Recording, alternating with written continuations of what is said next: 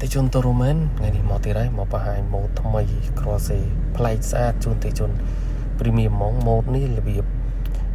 ពាក់ក្នុងកម្មវិធីដែលយើងថាយើងកម្ៅពណ៌នេះមិនខ្មៅក្រាប់ទេបងដូចខ្ញុំលោឲ្យមើលនេះ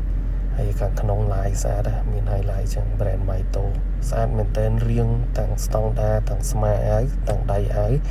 កោងបន្តិចហើយទាំងសម្រងទាំងខ្លួនដូចខ្ញុំលោឲ្យមើលនេះស្អាតមែនតើខ្ញុំពាក់មួយអាវយឺតក៏ស្អាត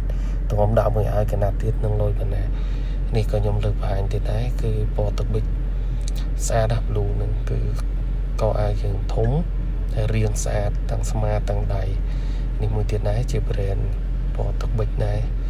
ទឹកប៊ិចកម្ៅហ្នឹងពណ៌នឹងស្អាតមែនតើខាងក្នុងមានឡាយតិចស្អាតអូ